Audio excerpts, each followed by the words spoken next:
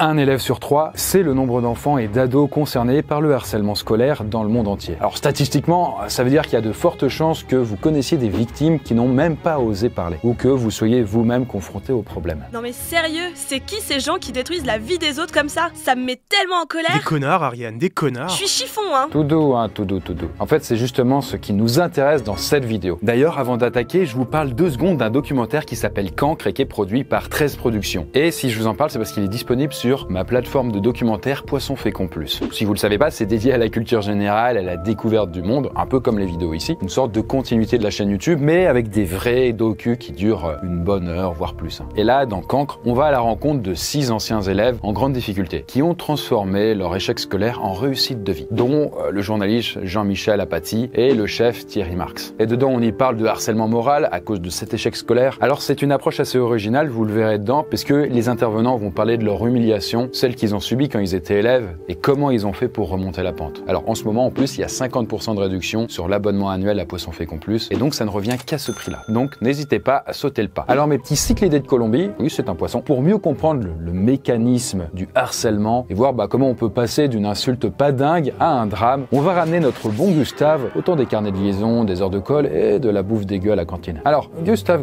mon petit pote là, est-ce que t'es prêt à faire ton grand retour sur les bancs de l'école?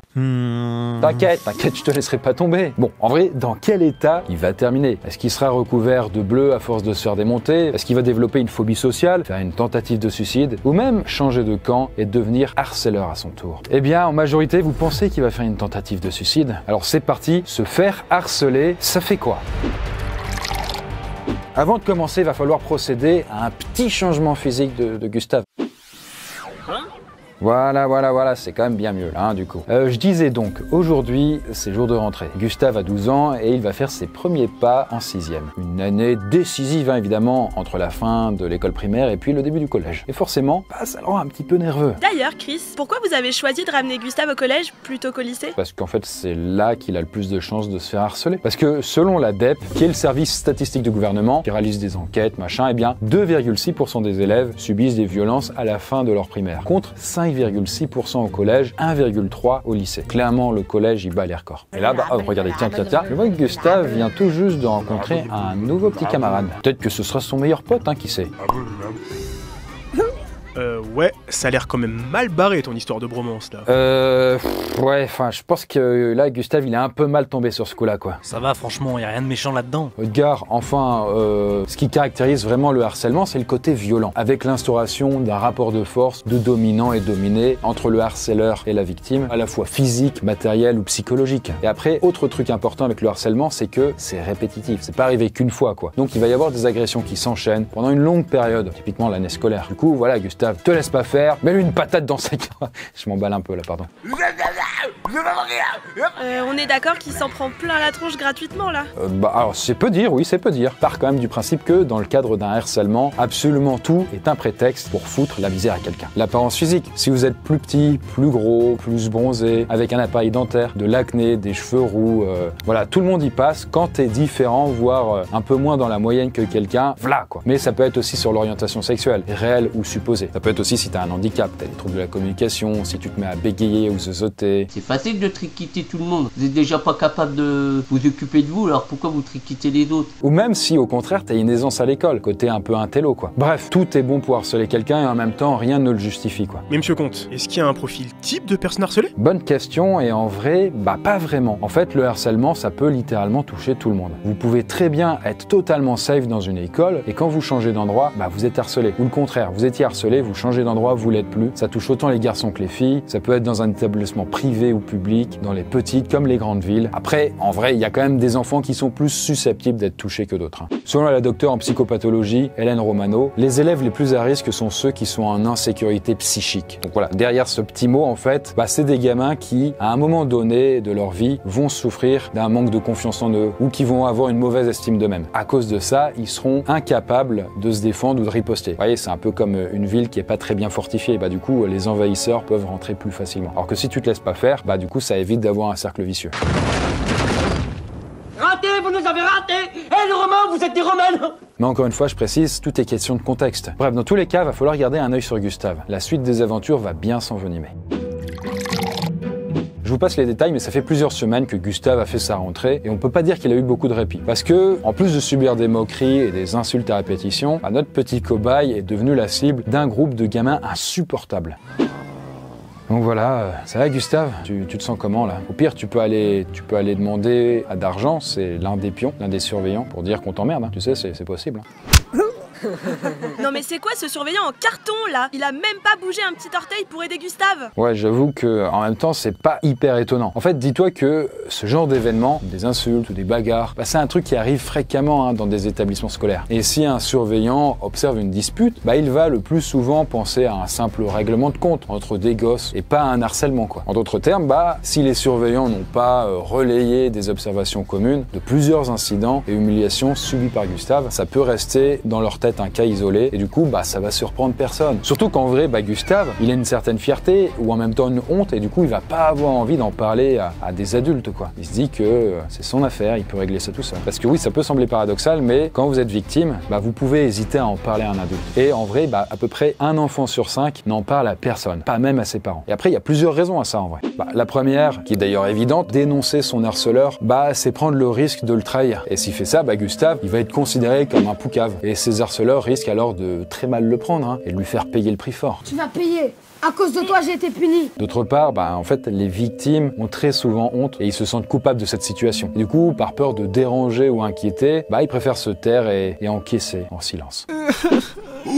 T'inquiète Gustave, on va trouver une solution, je peux pas te laisser comme ça tu sais mon petit. Mais moi ce qui me rend ouf, c'est qu'un harceleur adore faire le malin, mais seulement quand il est en groupe. Ça et là, c'est le jeu cruel du harcèlement scolaire. Quand t'es dans un groupe, si tu fais un truc mal, bah du coup ton action est noyée parmi les autres et donc tu te dis qu'en vrai ça passe. En fait il le fait pas juste tout seul, lui et sa victime, ça n'a pas d'intérêt. Faut imaginer ça un petit peu comme une pièce de théâtre avec plusieurs rôles bien distincts. Alors comme je l'ai dit avant, il n'y a pas de profil type de victime, par contre il existe 3 types d'agresseurs. D'abord il y a le harceleur leader, celui qui a l'initiative du mouvement, vous voyez. D'ailleurs, ce sont souvent des élèves qui ont une image assez positive d'eux-mêmes. Les gens populaires, que tout le monde kiffe, ils sont super à l'aise en société, et donc ils passent totalement inaperçus, surtout auprès des adultes. On se dit, ah mais ça va, ils s'amusent. En fait, il y a certaines études qui disent que les harceleurs ont un petit trouble de la personnalité, et notamment une absence totale d'empathie. Tandis qu'il y a d'autres recherches qui disent l'inverse. C'est-à-dire qu'il y a des agresseurs qui peuvent ressentir des émotions, la douleur qu'ils font, sauf qu'ils le désactivent. Et donc du coup, quand il y a la victime, ils te mettent ça en off, et comme ça, ils ont plus besoin à se sentir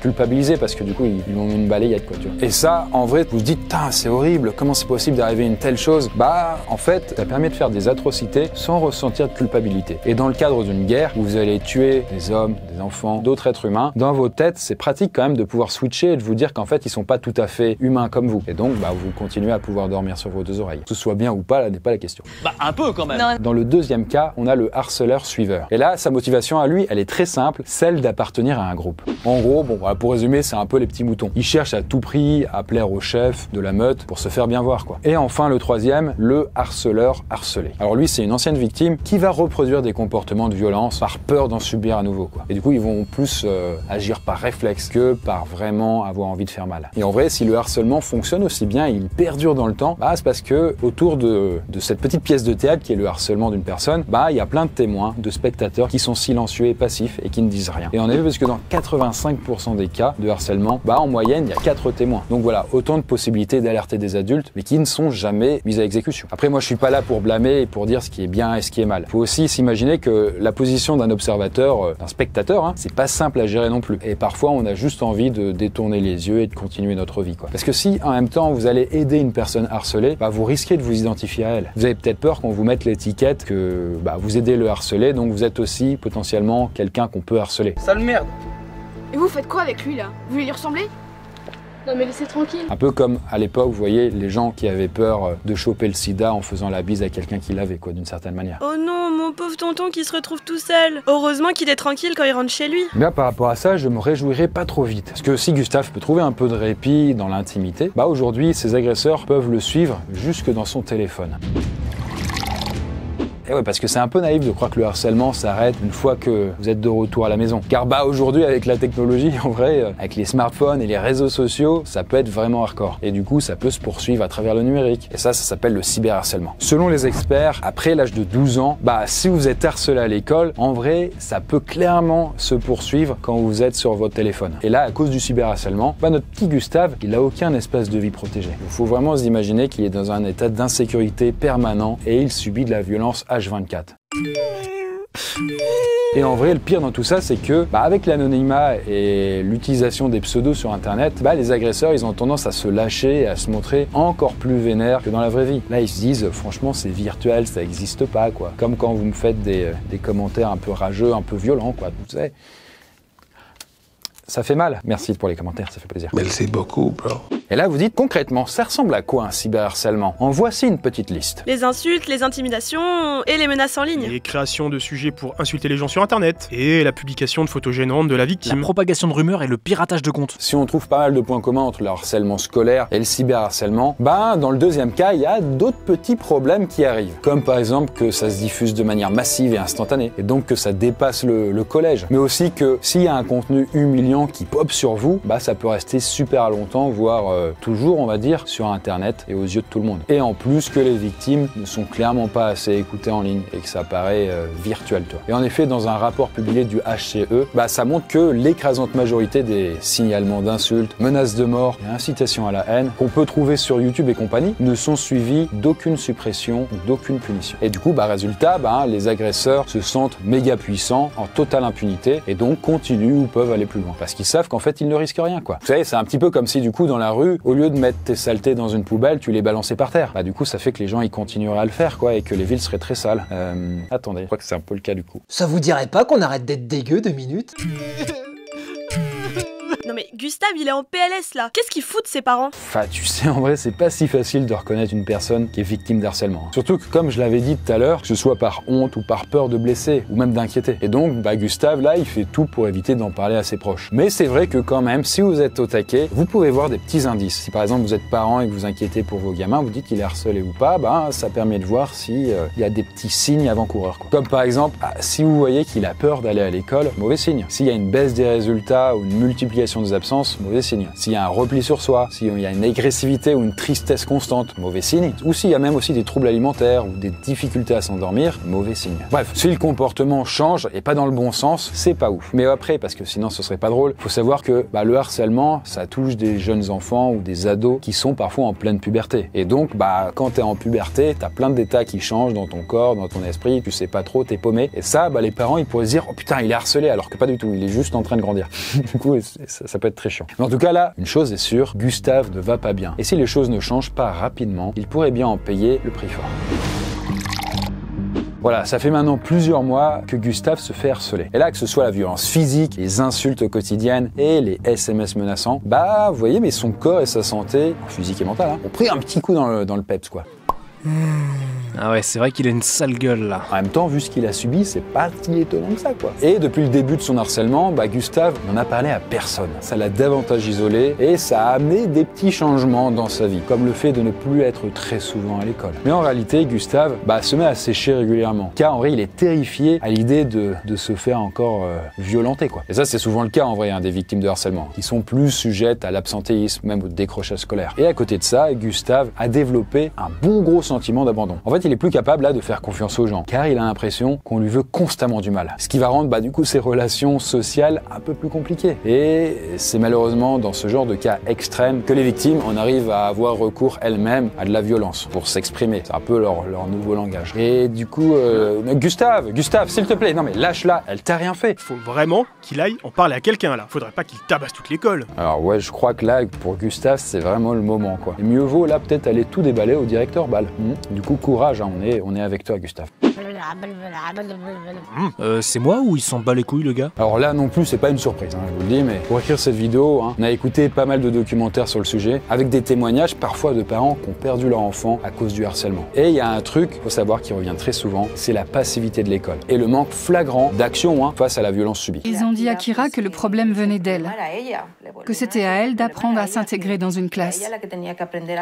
Kira est morte convaincue d'être incapable de s'intégrer parce que c'est ce qu'on nous rétorquait dans son école à chaque fois qu'on allait se plaindre. Après, il faut pas non plus mettre la faute sur le dos de l'école non plus, quoi. Le harcèlement, ça reste quand même littéralement très pervers, hein. C'est vraiment pas facile de démêler le machin. On a quand même des gamins qui sont assez malins pour foutre la merde loin des adultes, et même avec toute la bonne volonté du monde, c'est pas simple d'avoir un regard sur tout ce qui se passe dans une école, quoi. Moi, pour avoir été surveillant, j'ai jamais vu de harcèlement scolaire, mais est-ce que j'ai été autant au taquet que ça? Ça, je sais pas. Peut-être qu'il y a des choses qui se passaient devant mes yeux et que je n'ai pas vu. Je peux pas le témoigner du coup. Et puis, soyons honnêtes quand même 2 minutes. Certes, il y a ceux qui sont dans le déni ou qui préfèrent fermer les yeux, mais il y a aussi des équipes pédagogiques, hein, surveillants, professeurs et tout, qui sont mal renseignés sur le sujet. Et en vrai, il y a à peu près 2/3 des enseignants qui disent être mal armés face au harcèlement. Et donc, pour lutter contre le phénomène, le gouvernement a lancé des mouvements d'urgence, dont par exemple le programme phare, comme ça que ça s'appelle, qui est une grande campagne de prévention du harcèlement. Ça a été lancé en France en 2019 et ça a été appliqué sur tout le territoire à la rentrée 2022. Et là, l'objectif, c'est de créer une sorte de communauté protectrice avec des adultes référents chargés d'intervenir en cas de souci, ainsi que des élèves ambassadeurs. Et tout ça pour sensibiliser les élèves avec des ateliers et compagnie. Du coup, on va voir si c'est suffisant pour que les gens autour de Gustave se bougent le cul avant qu'il ne soit trop tard et qu'il fasse une grosse bêtise.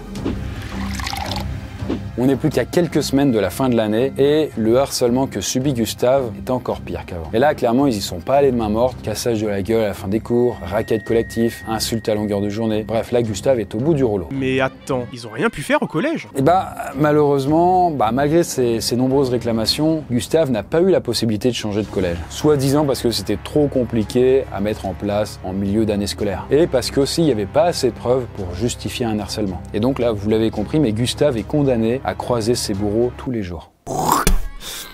Bon, vous vous en doutez bien, mais avec tout le stress et la pression qu'il subit, Gustave commence à rencontrer de bons problèmes de métabolisme. Comme par exemple, des vomissements, des maux de ventre, des insomnies, un arrêt de la croissance, ou des règles pour des jeunes filles, ou même un trouble du comportement alimentaire. Et ça, c'est sans parler de l'aspect psychologique, avec des effets qui pourront se prolonger jusqu'à l'âge adulte, et le traumatiser à vie. Et donc, entre le sentiment de honte, perte d'estime de soi et troubles anxieux, dépression, Gustave n'aura clairement pas le temps de s'ennuyer. Ok, ça me donne des envies de me flinguer ton histoire là. Écoute Ariane, tu crois pas si bien dire, hein. En fait, très souvent, les personnes harcelées peuvent avoir des comportements autodestructeurs, comme des mutilations, des scarifications. En fait, histoire de détourner leur douleur psychique vers quelque chose de plus concret, de plus physique. Mais parfois, ces tendances vont encore plus loin. En fait, selon le psychologue Dan Olveux, qui a consacré tout son travail au harcèlement scolaire, une personne harcelée a 4 fois plus de risques d'avoir des pensées suicidaires que quelqu'un d'autre, quoi. Et si en vrai, la plupart d'entre eux se contentent d'y penser ou de faire des appels au secours, certains décident malheureusement d'en finir. Et en France, en vrai, c'est 1 à 2 adolescents qui se suicident chaque mois à cause du harcèlement scolaire, soit près quand même d'une vingtaine de victimes par an. Mais rassurez-vous, on va pas laisser Gustave en arriver là. Pas vrai, mon petit Gustave? Gustave, qu'est-ce que tu fous là? Il est hors de question qu'il vienne gonfler ses chiffres, hein. C'est mort. Enfin, c'est mort. Non, du coup, ça l'est pas. Ça sent un peu le sapin. Ouais, le sapin, rassure-toi, d'une certaine manière, mais je pense qu'il n'a pas pris assez de médoc pour avoir une dose mortelle. En tout cas, là, ça va lui valoir un petit tour à l'hôpital avec un bon lavement d'estomac et l'affaire est réglée. Concernant ça, quoi. Depuis le 2 mars 2022, le harcèlement scolaire est officiellement reconnu comme un délit, avec des peines aménagées en fonction des traumatismes de la victime. Par exemple, si une victime a manqué jusqu'à 8 jours de cours parce qu'elle pouvait pas y aller, le bourreau, s'il est mineur, peut écoper de 1 an et demi de prison et de 7 500 € d'amende. Et au-delà, ça peut passer à 3 ans de tôle, 45 000 € d'amende, s'il est majeur. En revanche, si la victime a tenté de mettre fin à ses jours ou si elle s'est suicidée, la sentence peut grimper à 5 ans d'emprisonnement et 7 500 € d'amende si elle est mineure ou 150 000 € et 10 ans de tôle si elle est majeure. Monsieur To The World, les psychologues sont formels.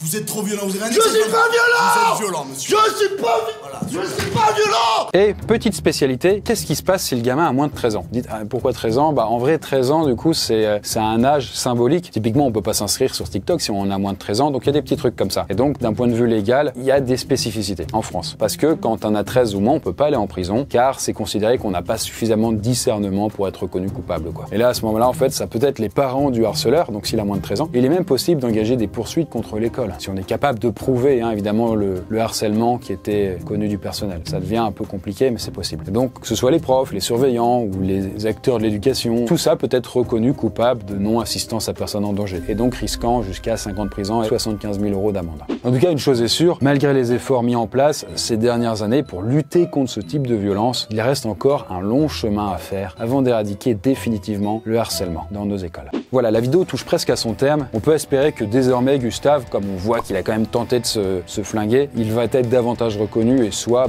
les autres enfants vont arrêter de le harceler, soit il va pouvoir changer d'école. Si vous êtes reconnu, en tout cas dans certaines situations, sachez que ce n'est pas votre faute et j'espère que cette vidéo aura pu vous donner une certaine conscience de tout ça et permettre d'en parler. Sachez qu'il existe d'ailleurs des numéros d'urgence comme ceux-là que vous pouvez appeler, ça peut vous aider. Merci d'avoir vu la vidéo jusqu'au bout, je vous souhaite une bonne journée, mieux que celle de Gustave en tout cas je pense, et on se dit à la prochaine vidéo. Bye. Si besoin, sachez que l'espace commentaire est toujours là pour raconter vos déboires. Ouais, enfin pas trop quand même, on fait pas de l'assistanat non plus. Non hein. mais sérieux Edgar, t'abuses. Bref, à la prochaine les gars.